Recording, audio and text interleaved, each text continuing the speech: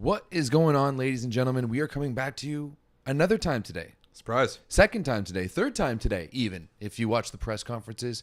We're together, and we're going to make the most of it. And, we picked our own fantasy teams last year, and tonight, we're going to pick our fantasy teams just from VNL Chicago, only using players who are playing here this week.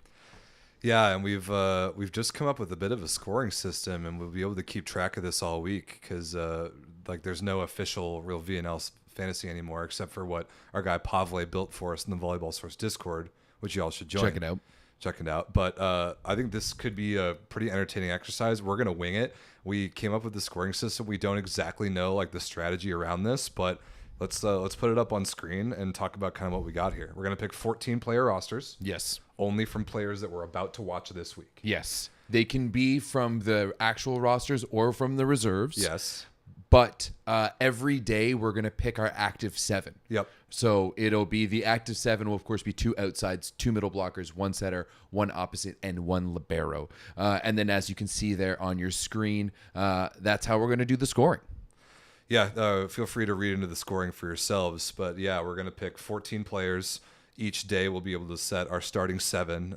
We thought that was important because there will be days when a certain team isn't playing. Yeah. If you only picked 1 libero, you would have a day where you have no libero. And as you pointed out, that choice between who you start and who you sit is going to be important too. Yeah, that's going to be the fun part. So if you've got 2 opposites that you really like, you can only start one of them, and you only get points from your starting 7. If you have a guy on the bench, you get 0. Zip. I don't care if he pops off Zilch. for 200 points or whatever Imagine. a high point value even is. Imagine.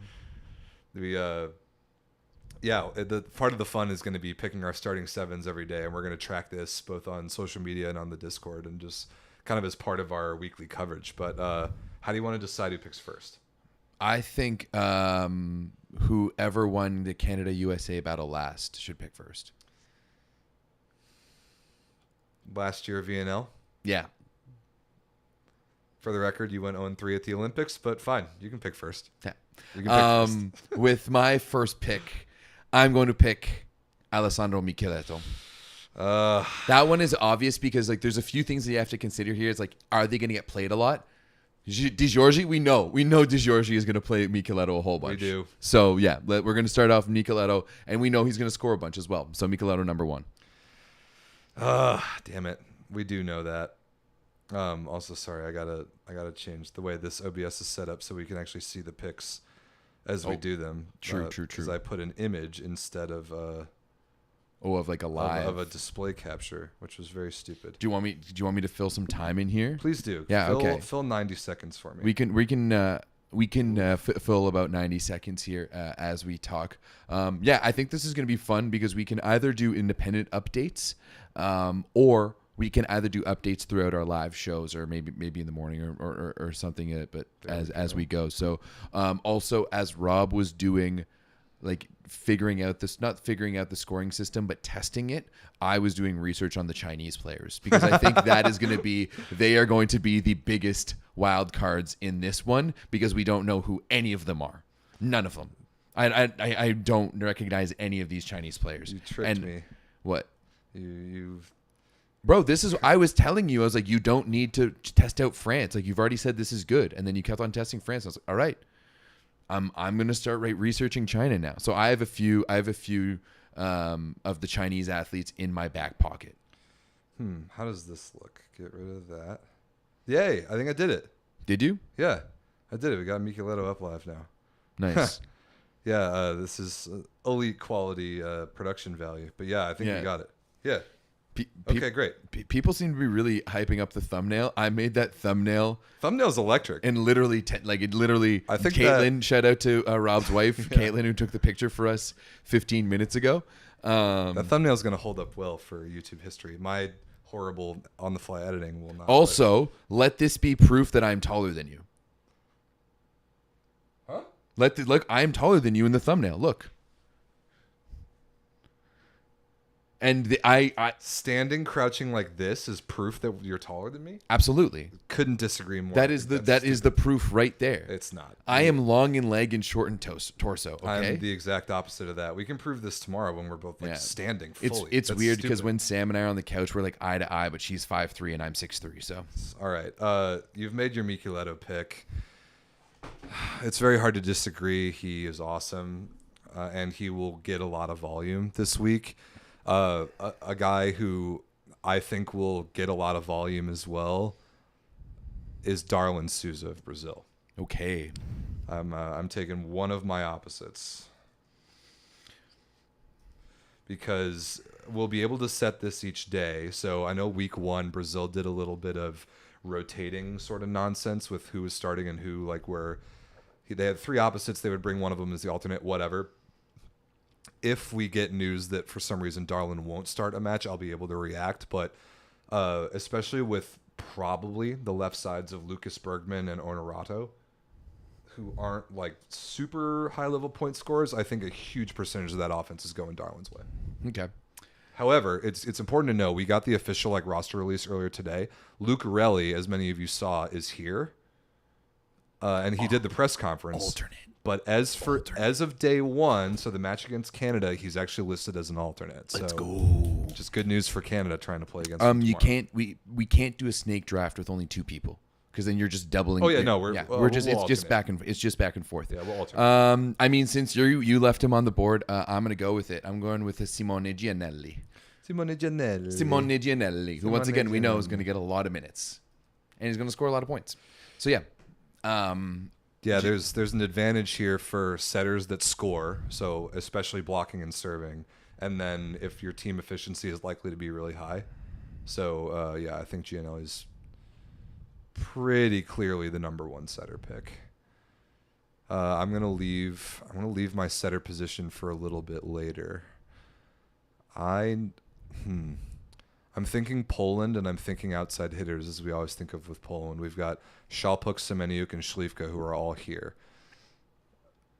Schlivka just showed up on the plane. Was Semeniuk there week 1?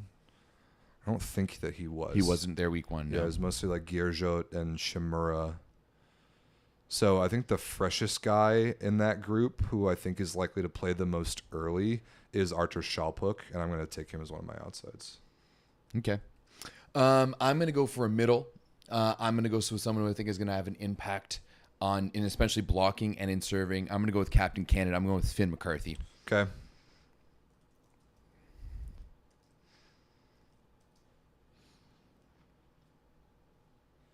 Finn McCarthy. I'm also thinking of a middle. Yeah, I'm going to stick with that. I'm also going to pick a middle, and I'm going with Flavio from Brazil. Ooh, okay. Flavio. I also think he'll have a big impact, and he'll get a decent amount of volume. Okay, who do I want next?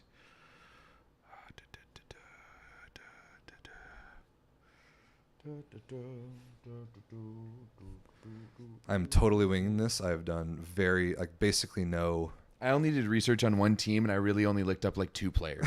China? Yeah, the time, my time to look up China wasn't actually that long.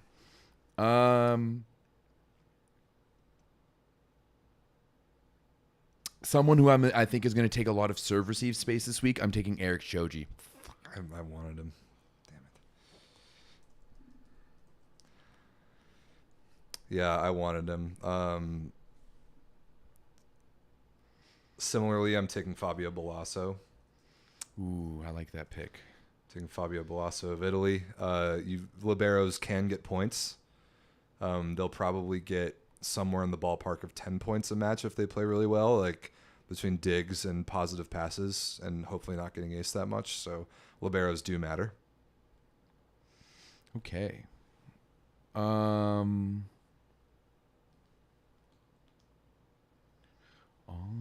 What do I have? I have a setter. I have an outside. I have an.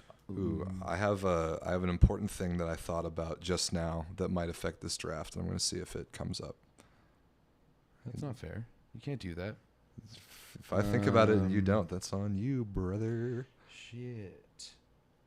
Oh no, I'm safe for what I think I want to do. Yeah, I'm safe for what I think I want to do.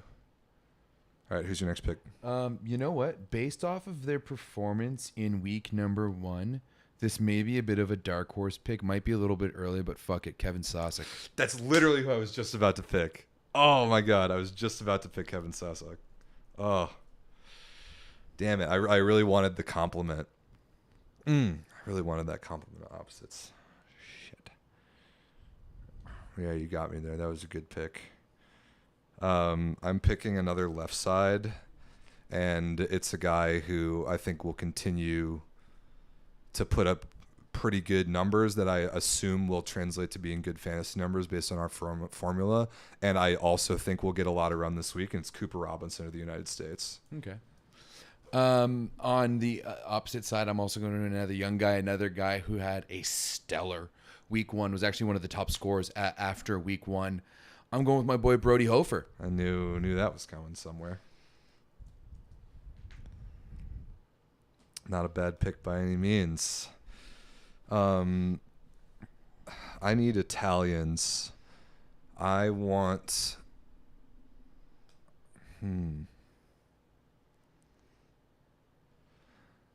I want one of the Italian opposites, and I don't know which. I really don't know which. I don't know which one's going to play the most. Damn it. So you know what? I'm going to save that for later.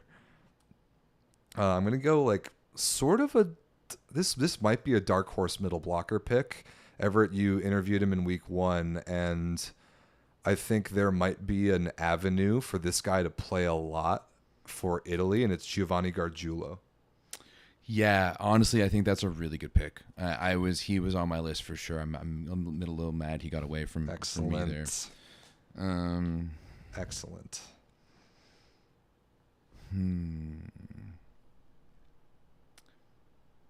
I'm gonna go.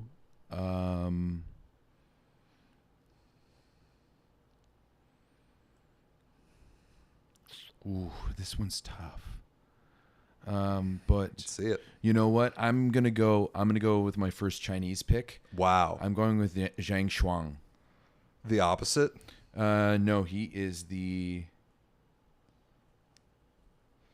left side. Zhang Xuan, he wears number 2. He's definitely an opposite. Oh, is he? Yeah. Oh, he is the opposite. Damn. Still want him? No. Okay. I actually don't. Who is the guy that I was looking at then? So the rosters that we have right now, the big guy in China that everyone might know about is Zhang Jingyin, and he is listed as an alternate. I don't know if he's here, but at the very least, like in game 1 against the U.S., he's not going to play. That's if there was one guy on China I would pick, it would be him, but I have no idea if he's going to play or not. Okay. I don't even know if he's here. Oh, I might have to jump away from this right now. Okay, go for it. Because I don't think China is a good one to go. I don't know if I can pick hard. any Chinese guys. Like I'm gonna have hard. to. You're gonna have to, of course. But yeah, it's gonna be difficult. Actually, you know what? I'm also going to go with an Italian middle blocker. Give me Gianluca Galassi. Okay. Because we know that Galassi can rip off some aces randomly. In the middle of the net? But he's going to hit some in the middle of the net for sure, but he's also going to ping some off some serve receive That's arms. a lot of service error points from Galassi. I don't know about that one. I don't know. I have to pick one of the Italian opposites, and I think the guy that's going to play the most is Kamil Rukliski. My thoughts on Tricycle Man have been made clear over the years, but in the Italian system and in this week, I do think that he's the starter over Yuri Romano based on week 1 and based on the scrimmages against Canada over the weekend. I think he gets the most run, and I probably think he's the second option on Italy after Micheletto, so I'm taking him. Romano? Yeah. Yeah. No, Rukliski. Rich-Licky. Yeah. Rich-Licky. Yeah. Rich-Licky. Okay. Okay. That's fair. Who do you got? I'm done with opposites, by the way. You're done with opposites. My two opposites are in. I'm going to pick someone that I think is actually going to play a lot. I think he's got some really solid passing numbers. Give me Honorato.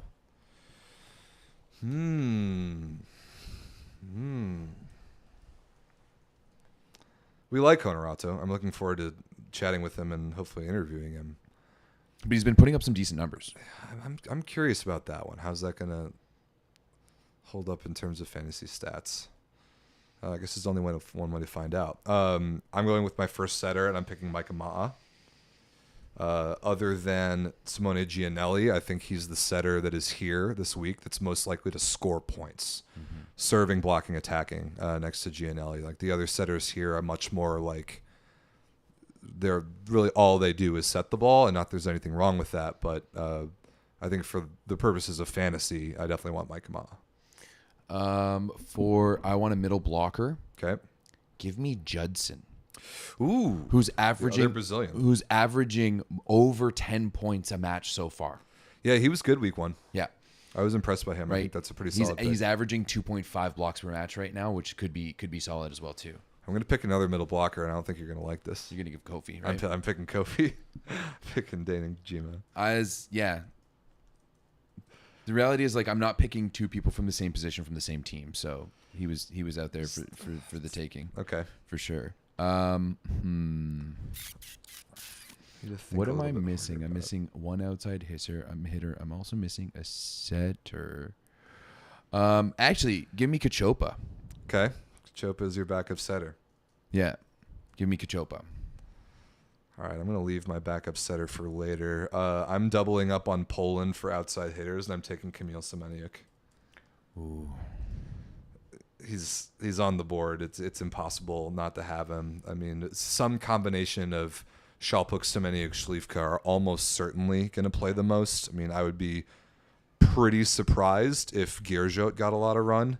So between these two that I have so far, I think I've got a lot of volume and quality covered.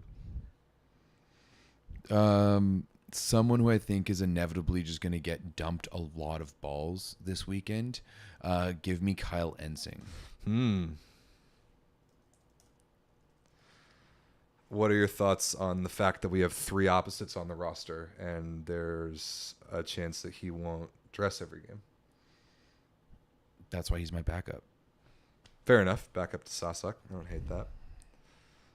So I can leave my setter for much later. I'm going to take my last middle blocker. I'm taking Jeff Jendrick. Okay, that's not bad. Homecoming for him. You know what? I'm actually going to dip into China here. Really? Yeah. Give me, just to make doubly sure. Yeah. Lee Yongzhen. Okay. Or Lee YZ. Lee Yongzhen. He's a middle. Yeah. Number 9. Okay, number 9. He's in 1998. Yeah. Okay. He's also averaging 2.5 blocks per match so far. Lee YZ from China. Yeah. I mean, as a fourth middle, I like the pick. I think it's pretty low risk unless you decide to start him early in the week, which you probably wouldn't do. Maybe I'm gonna feel out, see how he does within the roster. I think that makes sense to kind of like stash him on the bench and like see if he's like worthwhile later in the week. I definitely think that makes some sense. Okay, so you only need one left side, one libero. I'm going to save my backup setter for last. I also need a left side and a libero. So the thing I was worried about earlier is like with the positions where there's only 2 of them, you can't. It's kind of like having the bye week in fantasy in the NFL. You want to make sure that the 2 people you have at that position are not off on the same day. Otherwise, you're screwed. So in your case, you're safe with your setters. Brazil's off Friday, Italy's off Thursday. And you are safe with your opposites. So you got lucky. You didn't screw yourself there. What day is Shoji playing? Shoji is off on Friday. Who else is off on Friday? Brazil. Okay. So you cannot take a Brazilian libero. Well, I could, But but you it would be could, stupid. but then you'd be getting a 0 that day. Is it your turn or my turn? It's your my turn. it's my turn. I Your was just turn. like double Yeah. checking that for my setter and my libero, like that fact. You want to make sure there's not two guys that are off on the same day. Very similar to NFL fantasy bye weeks. Oh man, I want one more left side. Give me a scoring first left side. Man. All the scoring first left sides were basically already picked. As you pick here, I'm gonna clown the chat a little bit, guys. It says Chicago VNL fantasy draft for a reason. Why do you think we've only picked players from exactly 6 teams? And where do you think we are? We're only picking players from Like Chicago only. Yeah. You think we would have forgotten about like Klevno. Mosic, both Nikolovs? Like, what do you think we're doing here? Yeah.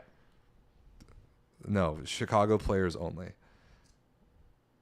Do I dare do something? I thought about doing something naughty. Just do something. And I'm not going to do it. I'm instead going to pick Mattia Botolo as my last left side. Oh. Hopefully, DeGiorgi is not a total stooge and he plays I already a couple games. Given how little he played already, I think that's a weird choice. But okay. As my Lovero, give me Kunkiewicz. Kunkiewicz. I don't know about that pick either because they seem to be flopping their 2 liberos. Our camera has completely skewed over. Look at our camera has it? view. Yeah. Oh yeah, it has. That's good thing we can fix that. Or can we? Oh, there it goes. Come on, camera. Come back over to where you belong. Yeah, that's nice. Oh, Pat Richardson in the chat. P. Rich, let's go. I don't know who Pat is, but shout out to you for watching. Legend. Madawaska legend. I don't know why this thing is responding so slowly to me telling the camera to pan over, but I won't that's lie. fine. I'm cooking you That's right fine. now. Like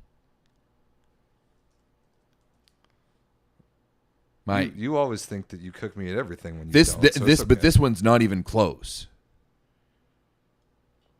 Good thing that we will literally be able to score a winner by the end of the week. So there's no need to talking any nonsense right about now. Yeah.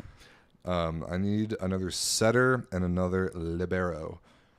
So I cannot pick a Brazilian setter, which I wouldn't do anyway. So I'm going to pick Martin Comenda, who presumably will start every match for Poland this week. Presumably. I have one outside hitter left. I'm torn between 2, but the thing I'm torn between 2, but I don't really want to double up on one team for one positions. So even though I think Adriano is going to be a point machine this week, I'm going to go with Schlivka as my outside It's hitter. a literal no-brainer. Adriano barely played week 1. He sat the bench behind Bergman and Honorato. Yeah, but he's also a point machine. And he was this year in the Brazilian league. Okay, my last libero, he can't be Italian. He can't have the same off day, which is Thursday, so I can't pick a Polish libero. In that case, you already took Shoji. In that case, I guess give me Maike from Brazil, right? That's my best bet. Let me double check that. Yep.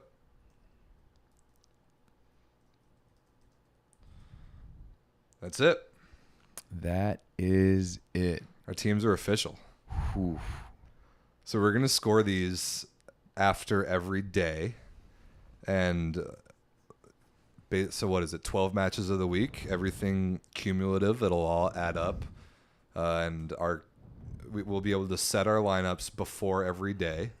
And that lineup will, like all those guys will play one match that day. And we'll keep track of all the cumulative points. And we'll talk about it on our post-game shows from the venue every night, which will be fun to talk some trash about who had a good or a bad day in fantasy. We'll obviously keep everyone updated on the Discord and on social media and on YouTube and stuff. What are you thinking about, I don't know, just like kind of the balance of the way that we put together some of these fantasy points and like some of the players that like the emphases on stats or strengths or weaknesses or like, I don't know. What did you have any kind of draft strategy? Was it just more about volume or quality or what? No, I thought I was looking for players that I thought were going to get a lot of volume and I thought were going to be a good plus minus. And I was also looking for players who were going to get big points like blocks and aces. Yeah, blocks and aces each being 5 points are pretty massive. Yeah. And we went back and forth about the point values on like the aces versus service errors, like that kind of risk reward ratio. Shout out to Dan Maneely, 5-1 volleyball, for coming in the clutch and settling some debates for us. Dan, we miss you. He took my side on the passing versus aces, and he took your side on the digs. Yep. So shout out to Dan. Also, Rob, as of right now, the voting is 89% in favor of me. Oh, did you put a poll in the chat?